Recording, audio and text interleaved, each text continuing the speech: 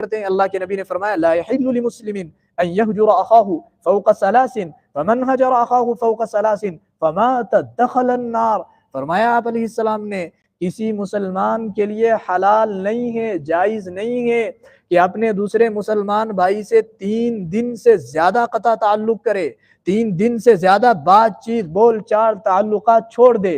اور پھر اللہ کے نبی نے آگے سخت جملہ ارشاد فرمایا اور جس نے 3 دن سے زیادہ قطع تعلق کر لیا اور اسی حال میں وہ دنیا سے چلا گیا، اللہ کے نبی نے فرمایا دخل النار، سیدھے جہنم میں داخل ہوگا.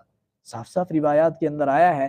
یہ چیز بڑی منحوس ہے، تو یہ چیز نہیں کریں گے، ٹھیک ہے نا. انشاءاللہ اس سے اپنے آپ کو بچانے کی کوشش کریں گے. اور اللہ کے نبی علیہ السلام نے فرمایا اللہ کو سب سے ناپسند انسان اللہ کے ہاں ان ابغض الرجال الى اللہ عند اللہ الالد الخصم.